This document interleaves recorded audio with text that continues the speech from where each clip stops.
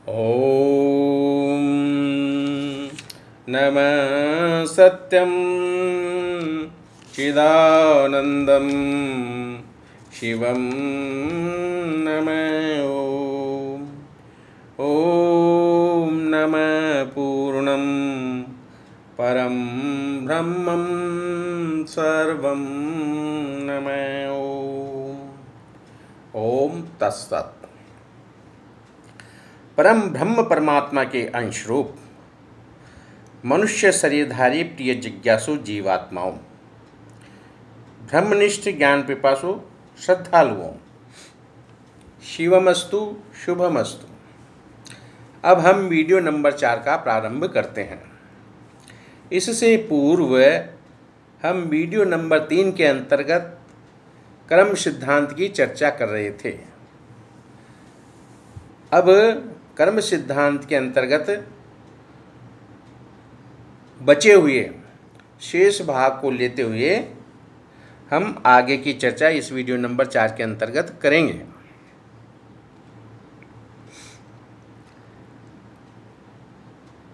मनुष्यों के जीवन स्तरों में इस संसार में भेद क्यों दिखाई देते हैं? इस संसार में जो मनुष्यों के अंतर्गत उनके दुख सुख, उनके रहन सहन, ऐशो आराम, इस प्रकार के जो उनके स्तर हैं ऊंच नीच के, जो ये भेद क्यों होते हैं, इसके बारे में हम चर्चा करेंगे। तो ईश्वर है जो मनुष्य जन्म देने से पूर्व उस प्राणी के संचित कर्म वो होते हैं उसने पूर्व जन्म में किए हैं और उनको भोगा नहीं है।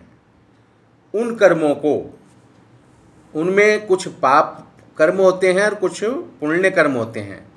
इन दोनों को सम्मिलित करके इन कर्मों को बराबर या कुछ अनुपात में थोड़ा घटा बढ़ी के साथ उस प्राणी को मनुष्य देह से भोगे जाने का, अर्थात मनुष्य जन्म या मनुष्य शरीर से भोगने के लिए उसका प्रारब्धिक विधान ईश्वर कर देते हैं। प्रश्न उठता है कि जब ईश्वर मनुष्य जन्म लेने वाले समस्त प्राणियों को पाप और पुण्य दोनों संचित कर्मों के भोगों का प्रारब्ध बनाते हैं और यह प्रारब्ध सबके लिए बनाते हैं, तो संसार में जन्मे सभी मनुष्य समान क्यों नहीं होते? क्यों मनुष्यों में इतने भेद या स्तर दिखाई देते हैं? संसार के मनुष्यों को उनकी सुख सुविधाओं, ऐशो आराम, रहन सहन, खान पान, बल बुद्धि, मान प्रतिष्ठा, यश कीर्ति, अमीरी गरीबी, रूप सौंदर्य, क्षमता और कौशल, स्वास्थ्य एवं शौर्य आदि विशिष्टताएं एवं सुख दुख देने वाले ये सब प्रारब्ध होते हैं और यही उनके स्तरों को विभिन्न श्रेणियों में विभक्त और अभिव्यक्त अर्थात प्रदर्शित करने वाले होते हैं। ये सांसारिक मनुष्यों के जीवन स्तर के मानदंड हैं। ये सुख दुख या विशेषताएं मनुष्यों को उनके प्रारब्ध से प्राप्त होती है और प्रारब्ध उनके पूर्व जन्मों में किए कर्मों की क्वालिटी या गुणवत्ता से सुनिश्चित होते हैं।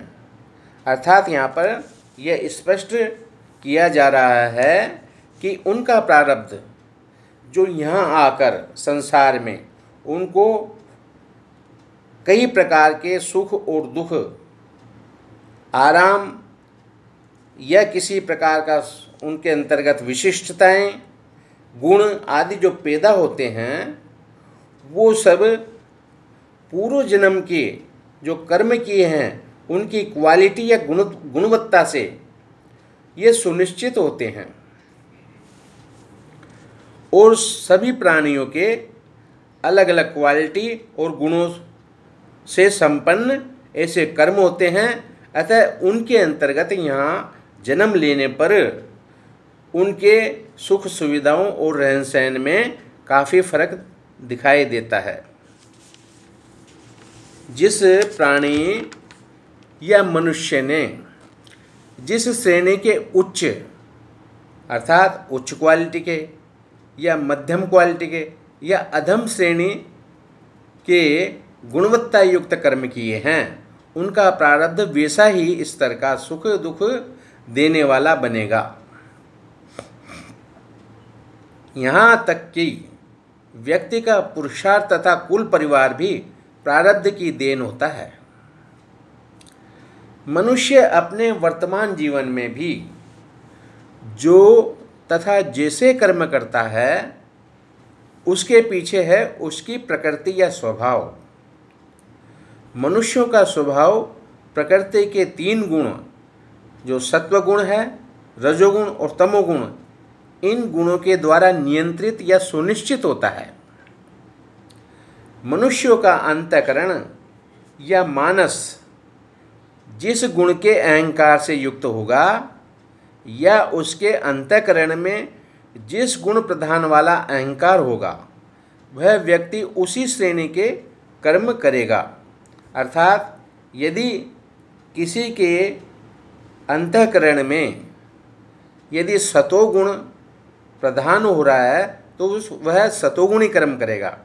इसी प्रकार से किसी के अंतःकरण में तमोगुण वाला अहंकार प्रबल होता है तो वह तमोगुणी कर्म उस शरीर से करा लेगा या उसे उस श्रेणी के कर्म करने में उसकी रुचि होगी। मनुष्यों को श्रेष्ठ श्रेणी के कर्म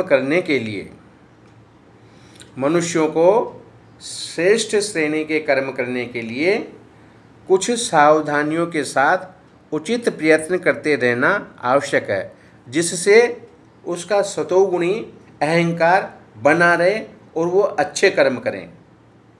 इसमें जैसे आवश्यकता से अधिक संग्रह नहीं करें, आवश्यकता व इच्छा के फर्क को समझें, इनमें आवश्यकता और इच्छा के अंतर को समझें। अनावश्यक काम क्रोध लोभ मोह मद कपट हिंसा तथा अहंकार से यथासंभव बचें तथा प्रयत्नपूर्वक सतोगुणी वृत्ति अपनाकर सतोगुणी कर्म करें। जो पुरुष श्रेष्ठ इन गुणों की वृत्ति को समझकर और अभ्यास या अन्य साधनों से उन गुणों को नियंत्रित या संतुलित कर लेता है उसको लोक और परलोक में सुख देने वाले प्रारब्धों की प्राप्ति होती है। उपरोक्त जानकारी से यह स्पष्ट होता है कि सभी मनुष्यों के भौतिक जीवन के स्तरों में जो भारी असमानताएं दिखाई देती है वह प्रारब्ध कर्मों की गुणवत्ता के कारण होती है। अब इसको स्पष्ट करने के बाद में अब हम अगला प्रसंग लेते हैं कि मोक्ष क्या होता है और इसका ज्ञान से क्या संबंध है। तो मोक्ष 2 शब्दों से मिलकर बनता है। मोह धन क्षय अर्थात मोक्ष। तो मोह का अर्थ होता है अज्ञानता और क्षय का अर्थ है नाश या समाप्त होना। इस प्रकार से मोक्ष का अर्थ हुआ अज्ञानता का नाश होना। अरे मोह का कारण अज्ञानता है तो अब ये जानना है कि अज्ञानता क्या होता है। अज्ञानता क्या होती है? अज्ञानता है जीवों को अपने स्वरूप का बोध नहीं होना। ध्यान देने की बात है। जो यहाँ पर मनुष्य जीवात्मा है, उनका अज्ञानता का यही कारण है कि उनको अपने स्वरूप का, यथार्थ स्वरूप का बोध नहीं है कि वो कौन है, तथा वह जो नहीं है उस देह को स्वयं मानकर देहाभिमानी होना, यही अज्ञानता है। अर्थात जो वो हैं उसका तो उनको बोध नहीं है, और जो वो नहीं है अर्थात ये शरीर नहीं है, उसको वह स्वयं मानकर उसका देहाभिमानी होना, इस प्रकार की यह अज्ञानता है। और यही अज्ञानता समस्त दुखों एवं बंधनों का कारण है। जब मनुष्य सांसारिक पदार्थों से, देह के संतापों से तथा सांसारिकता से अच्छी प्रकार से परिचित होकर, अर्थात संसार और देह के दुखों को समझकर, उनसे परिचित होकर सत्य को भली प्रकार से पहचान लेता है, तब वह मनुष्य संसार में स्वयं को जीव अवस्था में अकेला महसूस करता है। अर्थात उसको यथार्थ का बोध होने पर वह जीवात्मा स्वयं को इस संसार से अलग समझने लगती है। संसार उन्हें निस्सार लगने लगता है। उस समय वह संसार तथा उसके जनित कष्टों से बेचैन होकर उपयुक्त उपाय ढूंढता है। तब उसको स्वरूप के जानने की तथा दैविक, देहिक, भौतिक इन प्रकार के इन त्रिविध दुखों से छूटने की लालसा या इच्छा पैदा हो जाती है। यही इच्छा मनुष्य को ज्ञान की शरण में पहुंचा देती है। अर्थात वह किसी तत्वदर्शी महात्मा या गुरु के पास में जाकर उस ज्ञान को प्राप्त करना चाहता है, या समझना चाहता है, जानना चाहता है, या उनके उपदेश ग्रहण करता है। ज्ञान उससे स्वरूप तथा मोक्ष की समझ पैदा कर देता है।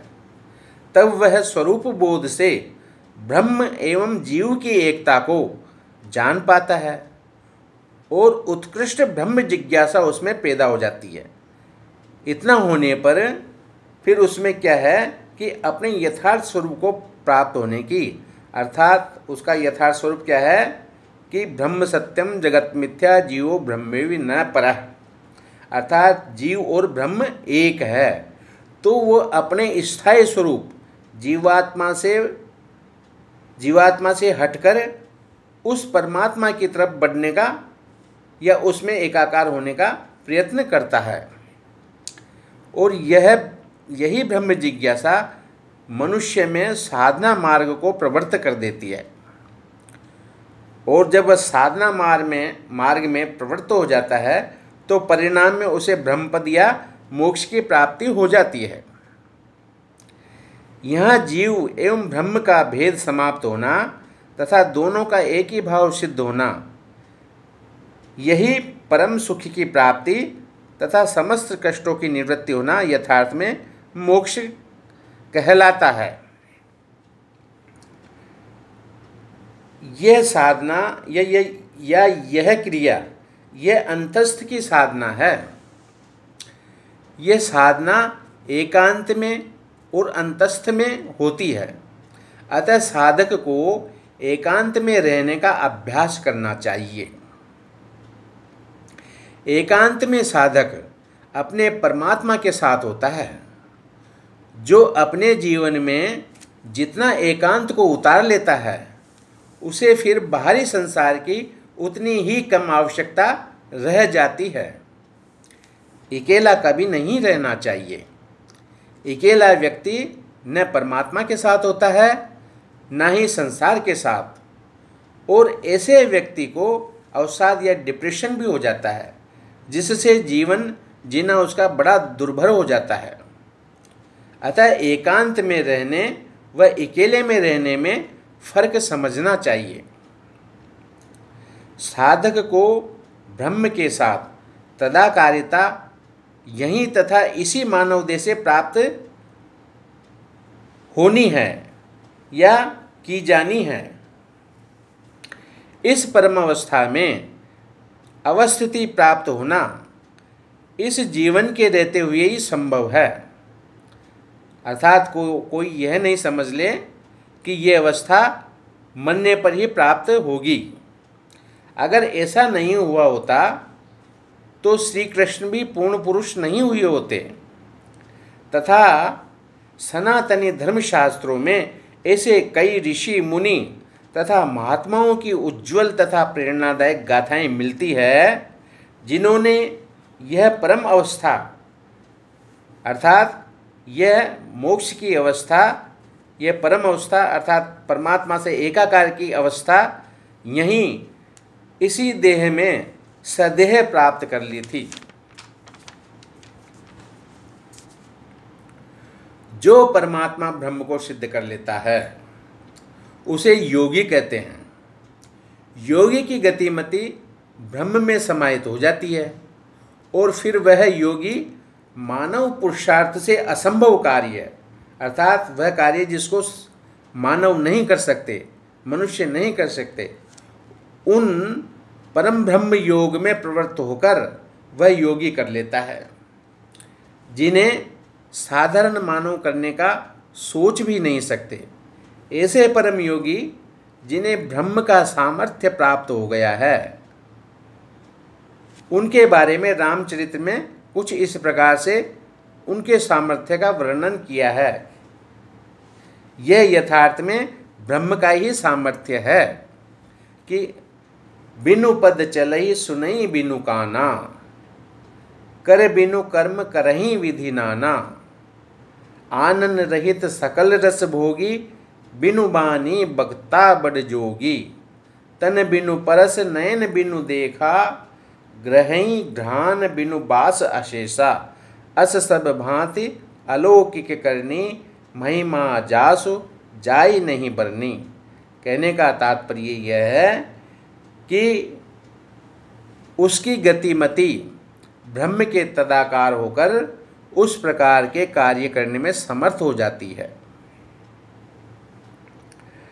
अब शास्त्रों तथा अवतारी महापुरुषों की दृष्टि में मोक्ष का अभिप्राय समझते हैं कि मोक्ष क्या है।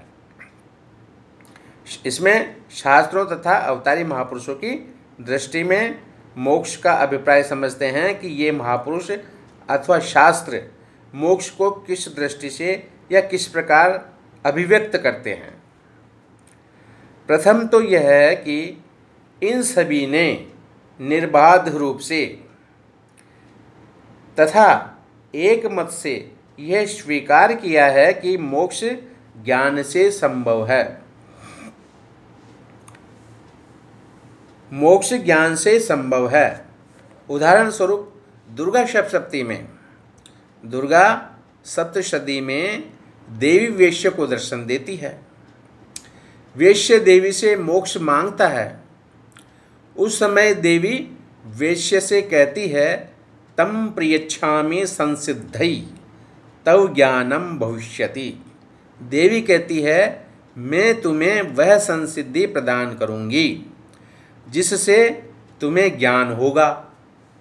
यहाँ पर वेश्य ने मांगा तो मोक्ष और देवी उसे ज्ञान कराने वाली संसिद्धि देने की बात कर रही है।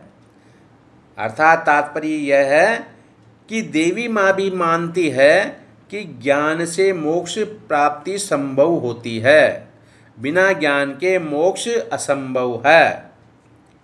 संसिद्धि का तात्पर्य श्रेष्ठ मति से है, जिसे ऋतंभ्रा भी कहते हैं।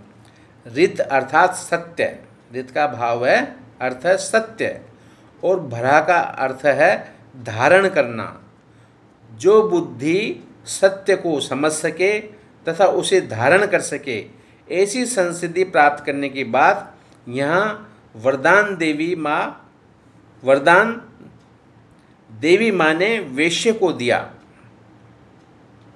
इस प्रकार की संसिद्धि प्रदान करने की बात या वरदान देवी माँ ने वेश्य को दिया।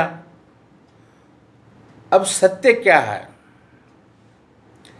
संपूर्ण ब्रह्मांड में केवल एक ही एक ही आत्मा सत्य है, अर्थात आत्मा ही सत्य है। इसी को परमात्मा, ब्रह्म आदि विभिन्न नामों से सत्यवेता पुरुष जानते हैं।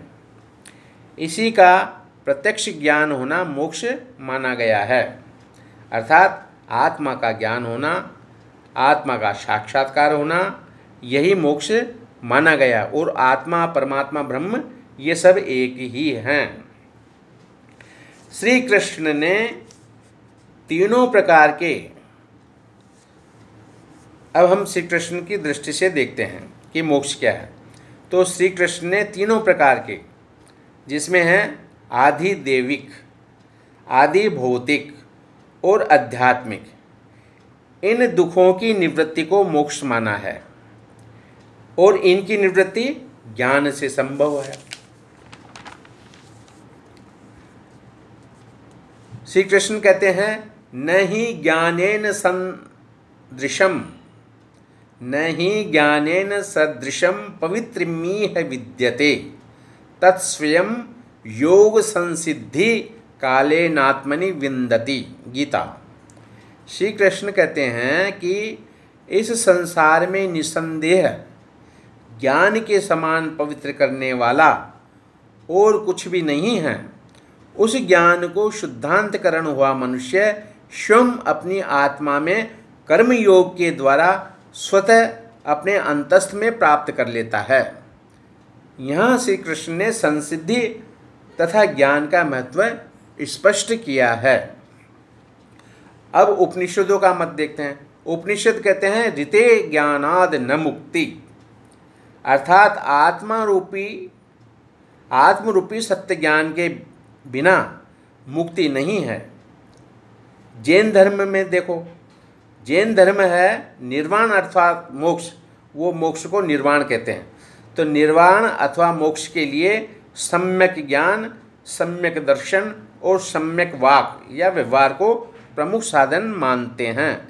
इसमें सम्यक ज्ञान अर्थात उन्होंने यहाँ पर ज्ञान को महत्व दिया है।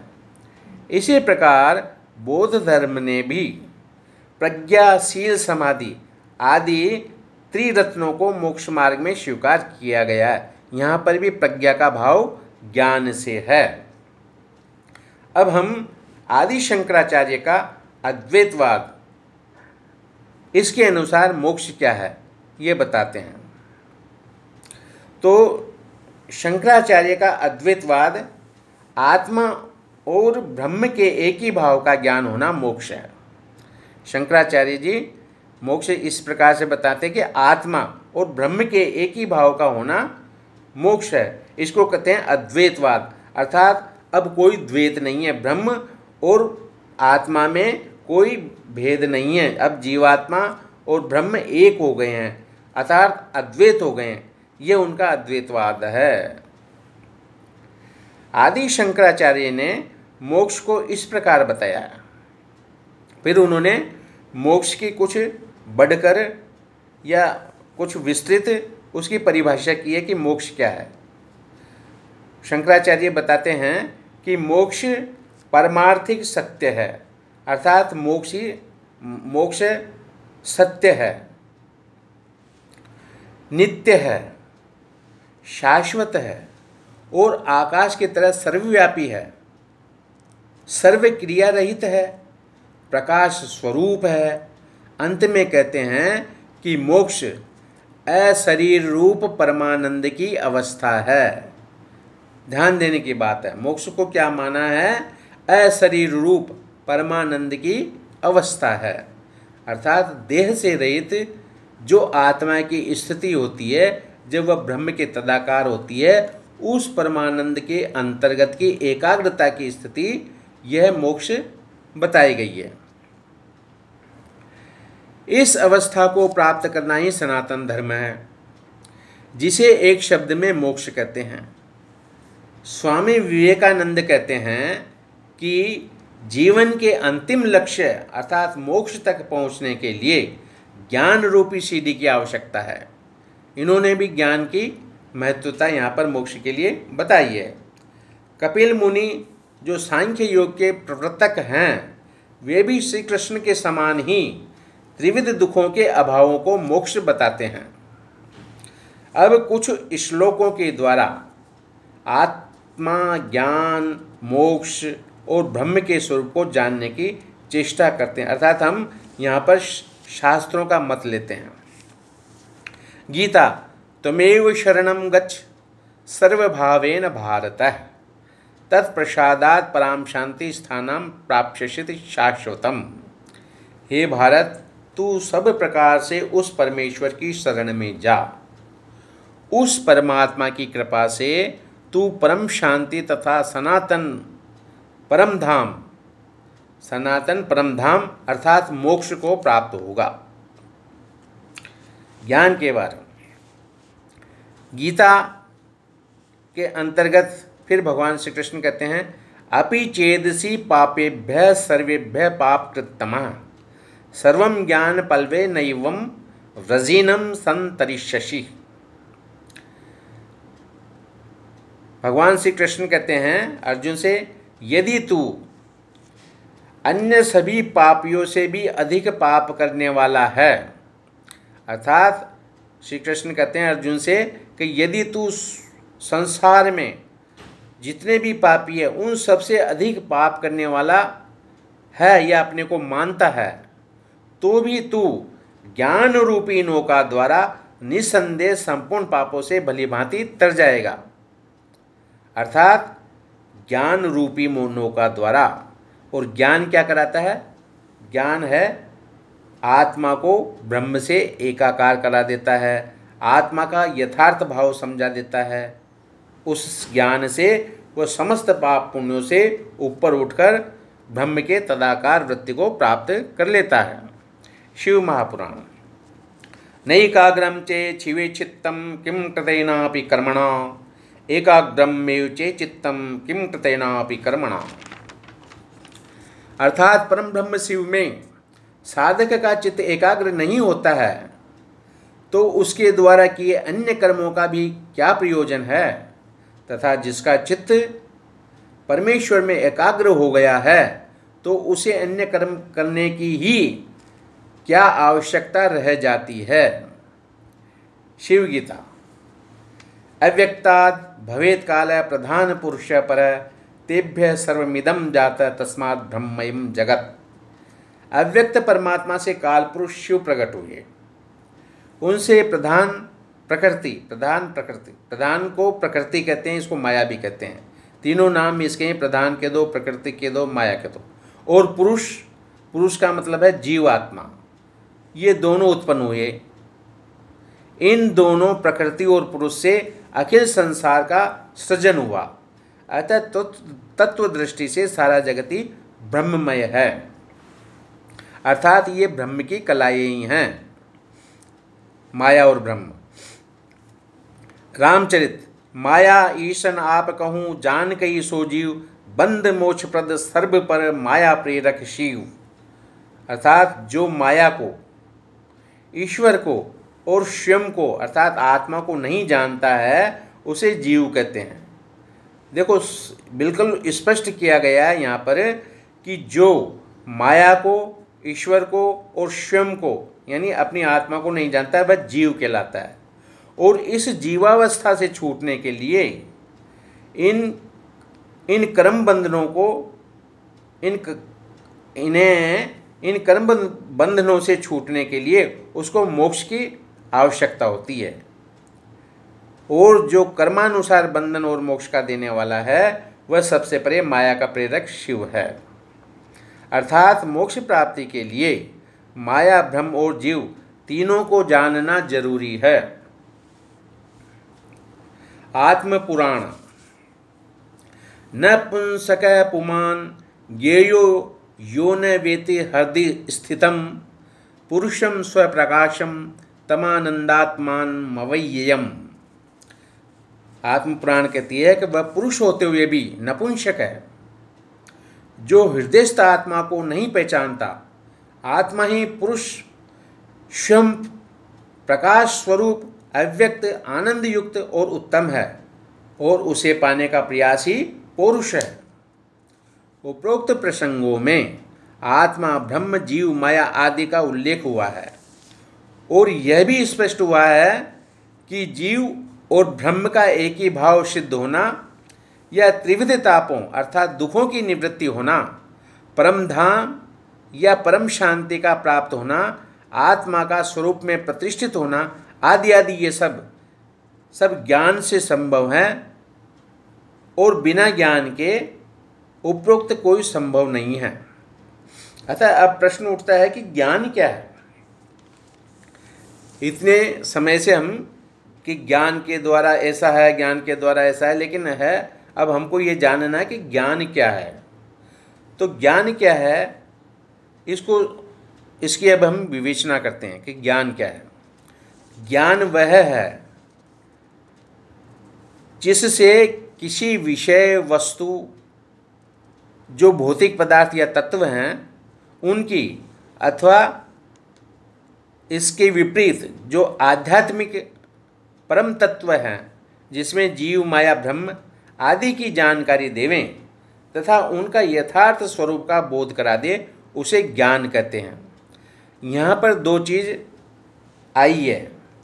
एक तो ज्ञान वह है जो भौतिक संसार का ज्ञान कराने वाला है, भौतिक विषय वस्तुओं का ज्ञान कराने वाला है, और दूसरा है आध्यात्मिक परम तत्व जीव, माया, ब्रह्म का ज्ञान कराने वाला है। तो ज्ञान तो दोनों है, लेकिन यहाँ पर उसके दो भेद हो जाते हैं। इस प्रकार से ज्ञान के दो भेद हो गए। पहला तो भेद यह है कि सांसारिक या भौतिक ज्ञान। अब ये सांसारिक और भौतिक ज्ञान क्या है? यह ज्ञान सांसारिक विषय वस्तुओं का ज्ञान कराने वाला बौद्धिक ज्ञान है। और यह ज्ञान कैसा होता है? यह ज्ञान व्यवहारिक तथा क्रियात्मक होता है। व्यवहारिक तथा क्रियात्मक ज्ञान होता है, वह सांसारिक या बौद्धिक ज्ञान है। और दूसरा है आध्यात्मिक ज्ञान। क्या होता है? यह जीवात्मा को मुक्ति प्रदान करने वाला ज्ञान है, जो मनुष्यों को उनके बंधन और मोक्ष का रहस्य बताकर, उनके तत्वों को समझाकर, उनका रास्ता बताकर जीव, माया और ब्रह्म के यथार्थ स्वरूप को स्पष्ट कर साधनों को तथा मार्गों को प्राप्त कराता है, वह ज्ञान कहलाता है। अर्थात जो जीव, माया और ब्रह्म के यथार्थ तत्व का या मार्ग का प्रकाश करे या इनको समझावे या इनका ज्ञान करा दे, वह ज्ञान आध्यात्मिक ज्ञान है। कई सारे लोग ज्ञान को विद्या बताते हैं। इसमें कोई बात नहीं, कोई ज्ञान कह दो, कोई विद्या कह दो। लेकिन जब वो लोग ज्ञान को विद्या बताते हैं, तब विद्या भी दो प्रकार की हो जाती है, जिसमें है पहली है पराविद्या और दूसरी है अपराविद्या। पराविद्या किसे कहते हैं? जिससे आत्मा और परमात्मा, माया आदि के ज्ञान के साथ बंधन और मोक्ष का तत्वज्ञान, साधन, समाधान आदि आध्यात्मिक विषयों की विवेचना हो, वह पराविद्या है। अर्थात पराविद्या आध्यात्मिक विद्या है। एक शब्द में कहें तो पराविद्या का फल तुरंत मिलता है, क्योंकि जो ही ज्ञान की प्राप्त होती है उसे परम शांति प्राप्त होती है, अर्थात शीघ्र ही दुखों से निवृत्ति मिलती है। पराविद्या के प्रसंगों की विस्तार पूर्वक विवेचना हम अपराविद्या के बाद करेंगे। यहाँ हम पहले अपराविद्या की विवेचना करते हैं कि अपराविद्या क्या है। अपराविद्या यह क्रिया तथा व्यवहारिक अर्थात कर्म प्रधान विद्या है, और कर्म का फल तुरंत भी मिलता है, कुछ समय बाद या छोटी बड़ी अवधि उपरांत तथा जन्मांतरों में भी जाकर इन कर्मों का फल मिलता है। अब इस अपराविद्या को मुंडकोपनिषद है, जो उपनिषद होते हैं उनमें है एक नाम है मुंडकोपनिषद। इस मुंडकोपनिषद के अनुसार सभी शास्त्रों के ज्ञान को अपरा विद्या बताया गया है। ध्यान देने की बात है कि मुंडकोपनिषद क्या कह रहा है कि सभी शास्त्रों के ज्ञान को, अब इसमें वेद भी आ गए, पुराण भी आ गए, सब कुछ आ गए, ये सब अपरा विद्या बताया गया। अतः प्रसंगानुसार प्रश्न उठता है कि शास्त्र क्या है, क्योंकि इसने सभी शास्त्रों को अपरा विद्या बताया। तो अब हमको समझना है कि शास्त्र क्या है, किसे शास्त्र कहते हैं, इसकी विवेचना हम अगले वीडियो के अंतर्गत करेंगे। अब हम वीडियो नंबर 4 का यहीं विराम करते हैं। ओम तत्सत ब्रह्मार्पण मस्तु। ओम